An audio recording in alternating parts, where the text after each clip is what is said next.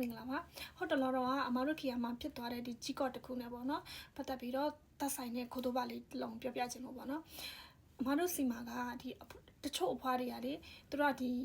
မင်းတိုင်းလာတဲ့သူတို့ရဲ့မိသားစုနဲ့ပေါ့နော်သူတို့အပြင်းနေသွားတယ်ပြီးရင်မုတ်တွေဝယ်လာတယ်မုတ်တွေဝယ်လာပြီးသူများတွေကိုကျွေးတယ်အဲ့ဒီဖွားတယောက်ကလေအဲ့တော့အမတို့ကသူ့ကအဲ့လိုမကျွေးအောင်တတိခဏခဏပေးရတယ်သူလေကိုရီတီးလို့ရှိရင်တော့ကိုရီတားတယ်ပေါ့နော်တိမ့်လိုက်တယ်ပေါ့ခတ်တာကကိုရီမသိအောင်တော့ခိုးကျွေးတာခိုးပေးတာအဲ့လိုမျိုးအချင်းရှိတယ်တရကြတော့အဲ့ဒီအဖွားကအဲ့ဒီအဖိုးတယောက်ကိုပေါ့နော်မုတ်တွေကျွေးလိုက်တာမုတ်တွေကျွေးလိုက်တော့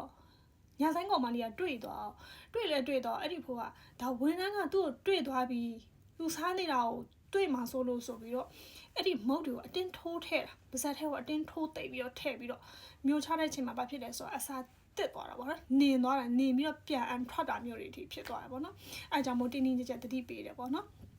ကဲအမပြောပြရှင်တဲ့ခိုးတော့ပါလေးကအဲ့လိုမျိုးပါဇက်ထဲကိုအတင်းထိုးထဲတာပြစ်သိပ်ထဲတာမျိုးဘယ်လိုပြောလဲဆိုရင်နှစ်မျိုးပြောလို့ရတယ်ပေါ့နော်တစ်ခုကကြတော့ oshikomi လို့လည်းပြောလို့ရတယ် oshikomi ကကြတော့ဖိထဲတယ်ပေါ့နော် oshimas ကတွန်းတာလေနော်တွန်းထဲတာမျိုးမဟုတ်ဘူးပါဇက်ထဲကျတော့တွန်းထဲတာမဟုတ်ဘူးねဖိထဲတယ်ပေါ့နော်နောက်တစ်မျိုးကကြတော့ツメコミကကြတော့အပြည့်အသိပ်ထဲတာပါဇက်ထဲကိုအပြည့်အသိပ်ထဲတာအမတို့ရှောက်ခုကြီးခိုင်ကြောလုပ်တဲ့ခါမှာဆိုလို့ရှိရင်အဖိုးဖွားတွေရဲ့ပါဇက်ထဲကိုအတင်းကြီးဒီツメコミဒါမဲ့ပေါ့နော်အတင်းကြီးအပြည့်အသိပ်ထိုးထဲလို့မရဘူးပေါ့နော်အဲကြောင့်မလို့ဒီခေါ်တော့ပါလေးလည်းမှတ်ထားပေးပေါ့နော်